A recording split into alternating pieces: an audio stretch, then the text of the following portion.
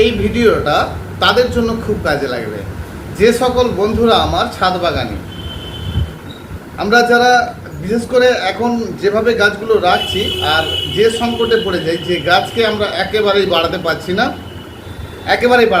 না, বাড়াতে গিয়ে দেখছি কি একটা একটা করে গাছ মারাই যাচ্ছে। তো বন্ধুরা পুরো ভিডিওটি দেখবেন। পুষ্পশ্রী নার্সারি, কলাঘাট, আমি কমল। আর আজকে আপনাদেরকে এরকম টুকরো টুকরো দু একটি বিষয় নিয়ে শেয়ার করবো আপনাদের সঙ্গে। তা আমরা যারা গাছপালা রাখি আর কি, বাড়ির ভেতরে গাছপালা রাখি, তাদের জন্য আমাদেরকে যেটা করতে হবে, কিছু কিছু গাছকে কিন্তু আমরা ভালো করে বাড়াতেই পারি না। বাড়িতে আমাদের এরকম অনেক গাছই রয়েছে, অনেক ফুলের গাছ, অনেক ফুল হয়, যেমন ধরুন অর্কিড, অ্যান্থোরিয়াম, স্যাকুলেন্ট প্রজাতির কিছু গাছ, এমন অনেক গাছই রয়েছে যেগুলো কিন্তু আমরা খুব ভালো করতে পারি না। এমনকি বেশ কিছু যেগুলো ছাওয়াযুক্ত স্থানে ফুল হয়, সেরকম ধরনের গাছকে কিন্তু আমরা খুব একটা ভালো করতে পারি না। আর কী করলে আমরা সেই যে ভালো করব, সেটা আমাদেরকে জানতে হবে। বন্ধুরা, আমরা যারা গাছপালা ঘরের ভেতরে রাখি, তাদেরকে প্রধান যেটা করতে হবে, যে ভুলটা সবারই হয়ে যায়, আমরা পরিমাণ মতো গাছে জল দিই এবং সেই সকল গাছকে আমরা ছাওয়া রৌদ্র জায়গায় রাখি। আমরা গাছ বাড়ানোর একটা বড় টেকনিক নিজেরাই কিন্তু করতে পারি। কীরকম না, যে গাছগুলো আমরা একেবারেই বৃদ্ধি করছে না, সেই গাছগুলো বাড়ানোর জন্য আমাদের এই কাজটা করতে হবে।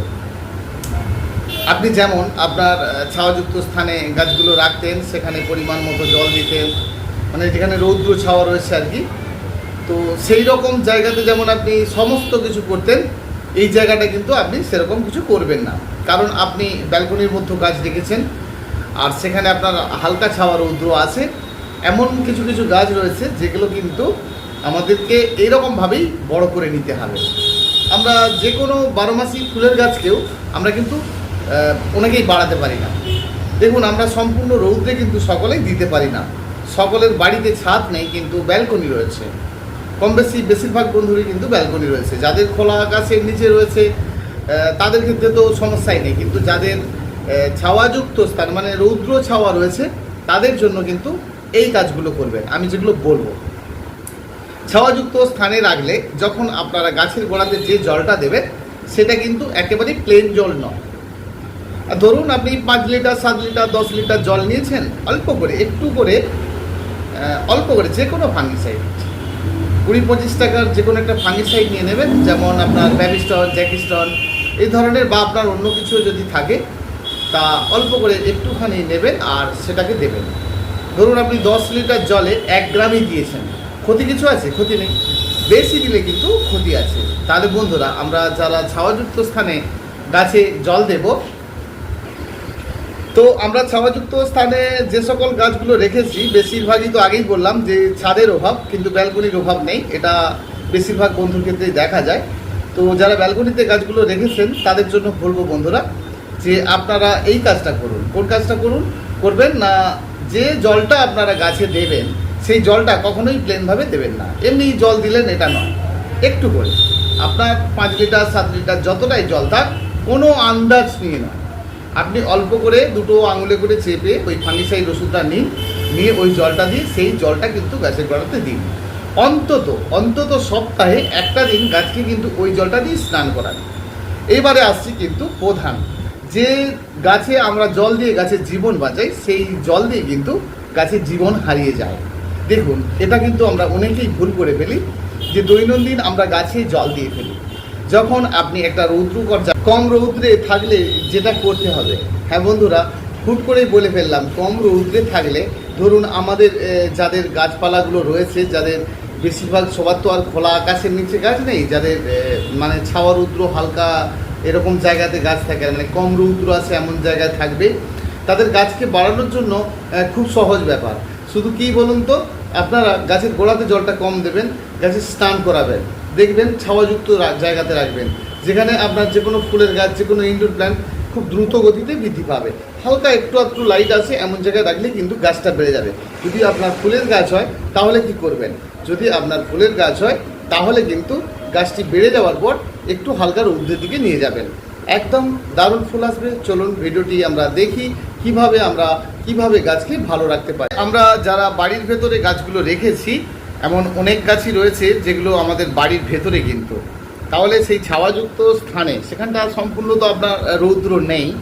আপনারা দেখেছেন বাড়ির ভেতরে যে সকল গাছ, সেই লাকি বাম্বো থেকে শুরু করে আপনার স্নেক প্ল্যান্ট থেকে শুরু করে পিস লিলি থেকে শুরু করে সকল ধরনের গাছগুলো আমরা কিন্তু গ্রীষ্মকালে অনায়াসেই ভালো করে ফেলি। অর্থাৎ আমাদের এই কাজটা কিন্তু করলে এই কাজটা ভালো হবে। কোন কাজটা?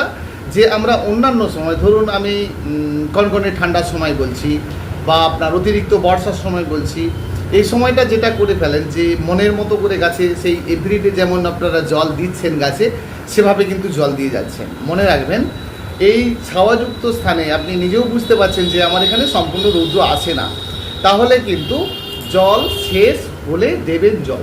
এটুকু মাথায় ঢোকান, দেখবেন ভালো গাছ হবে। জল শেষ তবেই আপনি গাছে জল দেবেন। আপনাদের মাটি সব সময় ভেজা থাকার ফলে কিন্তু এই সমস্যাগুলো হচ্ছে। তাহলে বন্ধুরা, আমরা মাঝে মধ্যে ফাঙ্গিসাইডের জল স্নান করাবো এবং গাছের গোড়ায় একেবারে মেপে চোপে জল দেবো।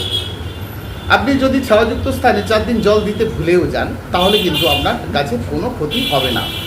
এবারে আপনি গাছে স্নান করাচ্ছেন, গাছে খাদ্য দেবেন তো। দেখুন, গাছের রং যদি দেখেন ছাওয়াযুক্ত স্থানে এমনি গাছের পাতা পাতলা থাকে। যদি দেখেন যে খুব পাতলা হয়ে গেছে, তাহলে কোনো রকমভাবে নাইট্রোজেন স্প্রে করবেন না।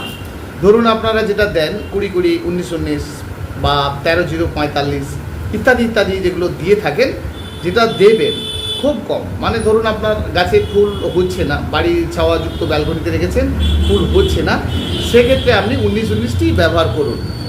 তাহলে কি হচ্ছে, আপনার ভালো কাজ হবে।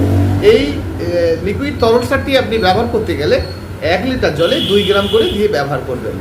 আর সেটা সকাল বিকেল দুপুরের ব্যাপার নেই, কারণ আপনার ব্যালকনিতে সম্পূর্ণ রৌদ্র নেই। এবারে আসবো, এটা আপনি 10 দিন 15 দিন গ্যাপে কিন্তু দিয়ে যান। গোড়াতে জলটা কিন্তু মেপে চোপে দেবেন। কিন্তু মূলত যেটা করবেন, বাড়ির ভেতরে গাছ যখন আপনি রেখেছেন, গাছকে কিন্তু বারংবার স্নান করাবেন। সারাদিনে 2বার 3বার 4বার করে আপনি আপনার গাছটিকে স্নান করাবেন। তাতে দেখবেন আপনার গাছ এক কথায় ভালো থাকবে। এই যে আমাদের পিছনে গাছগুলো দেখছেন, বাগানের যে সকল গাছ, এগুলো কি হচ্ছে, সম্পূর্ণ রৌদ্রে আছে, অথচ আপনারা দেখতে পাচ্ছেন একদম কাঁচা আমের মতো রয়েছে, মানে চকচকে রয়েছে। কেন রয়েছে বলুন তো? ভরপুর মাত্রায় গাছে খাদ্য রয়েছে। সেই জন্য গাছে খাদ্যটা কীভাবে রয়েছে না, এঁটেল মাটি। এবারে আপনাদের যে মাটিগুলো রয়েছে, ব্যালকনিতে যে সকল ফুলের গাছগুলো রয়েছে, সেক্ষেত্রে কিন্তু সবসময় অনেক কিছু দিয়ে রোপণ করবেন না, প্লেনভাবে করবেন। আর বালির পরিমাণটা একটু বেশি রাখবেন। দেখবেন সকল ধরনের ফুল গাছ, ইনডোর প্ল্যান্টের গাছ আপনারা এক কথায় ভীষণ ভালো রাখতে পারবেন। তাহলে আমরা যে সকল গাছগুলো করব, বা আমাদের যে সকল পুরানো গাছগুলো রয়েছে, তাদের অবস্থা যদি দেখি যে পাতার মধ্যে একটা করে ব্রাউন দাগ হয়ে যাচ্ছে, এক সাইড থেকে পুড়ে যাচ্ছে, সেক্ষেত্রে আমরা কি করব? আমাদের সময়ের অভাব আছে, তাহলে সেক্ষেত্রে আমরা হাইড্রোজেন পারঅক্সাইড H2O2 এটা কিন্তু নেব। লিটারে 2 গ্রাম করে দিয়ে এর জলটা মাঝে মধ্যে কিন্তু গাছের গোড়াতে দেব। তাহলে আমাদের গাছের গোড়াতে দিলেই মাটি কি বাড়ির ভেতরে থাকলে বারে বারে এলোমেলো করার দরকার আছে? না, কখনোই না। বাড়ির ভেতরে গাছ থাকলে সেই মাটিকে বারে বারে এলোমেলো করার দরকার পড়বে না। কিন্তু আপনার এটা মনে রাখতে হবে, অতিরিক্ত পরিমাণে বাড়ির ভেতরে গাছে জল দেওয়া একদমই যাবে না। তাহলে আমরা গাছের গোড়াতে যদি এরকম হয়ে যায়, করবোটা কি? আগে আমার একটা ভিডিওতে রয়েছে, আপনারা দেখেছেন যে 1 চিমটি চুন, মাত্র 1 চিমটি চুন 2 লিটার জলে গুলে, সেই সদ্য চুন, যে চুন আমরা পানে দিয়ে খাই বা যে চুন আমরা বাড়িতে রং করি, এরকম ধরনের চুন আপনারা দোকান থেকে নেবেন। 1 চিমটি 2 আঙুলে চেপে ধরবেন, যতটুকু উঠবে ঠিক 2 লিটার জলে গুলে সেই জলটা আপনি গাছের পাতাতেও স্নান করাবেন, গোড়াতেও দেবেন। একদম পারফেক্ট কাজ হবে আপনার প্রতিটি গাছে। তাহলে বন্ধুরা, আমরা গাছের এই সমস্যাগুলো দেখলে কিন্তু এটা করব। সবসময় বাড়ির ভেতরে গাছে এলোমেলো করার দরকার পড়বে না।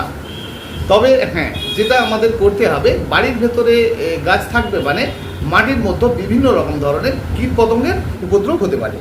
তাহলে সেক্ষেত্রে কী হবে, অল্প করে যে কোনো একটু দানা ওষুধ নেবেন, অল্প করে। সে সবসময়ের জন্য দেওয়ার দরকার নেই। ধরুন মাসে 1 বার দিচ্ছেন, 2-1টা করে দানা খুঁড়িয়ে দেবেন। যেমন আপনাদের থাইমেট, ফোরহেড, ফিরোডন ইত্যাদি এরকম কোনো একটা দেবেন। তাহলে আমরা এভাবে কিন্তু আমাদের বাড়ির ভেতরের গাছগুলোকে খুব সুন্দর রাখতে পারি। প্রতিটি গাছকে, সেটা ফুলের গাছ হোক বা আমাদের ইনডোর প্ল্যান্ট হোক, পৃথিবীর কোনো গাছই তো নেই যে সারা জীবনের জন্য বাড়ির ভেতরে থাকবে, কিন্তু বেশ কিছু গাছ রয়েছে বাড়ির ভেতরে রাখা মানে দ্রুত গতিতে তাকে বৃদ্ধি পাওয়ানো যাবে। তাহলে যে সকল গাছ ফুল হয় সেইগুলোর মধ্যে কিন্তু আপনি প্রথমত একেবারে কম রৌদ্র 2-5 মিনিট 10 মিনিট রৌদ্র আছে আপনি বাড়িয়ে ফেলুন, তারপরে গাছটা বেড়ে যাওয়ার পরে আপনি একটু রৌদ্রের দিকে নিয়ে আসুন, দেখবেন আপনার গাছে বেশ ভালো রকম ফুল আসছে। বন্ধুরা, ছোট্ট করে কয়েকটি বিষয় নিয়ে আপনাদের সঙ্গে শেয়ার করলাম, আশা করি আপনাদের কাজে আসবে। অবশ্যই যদি না বুঝতে পারেন আমাকে ফোন করবেন 9609456194। হোয়াটসঅ্যাপ যদি করে থাকেন গাছের পিকচার তুলে হোয়াটসঅ্যাপ করার পরে আমাকে কিন্তু অবশ্যই ফোন করবেন। ভীষণ ভালো থাকবেন বন্ধুরা।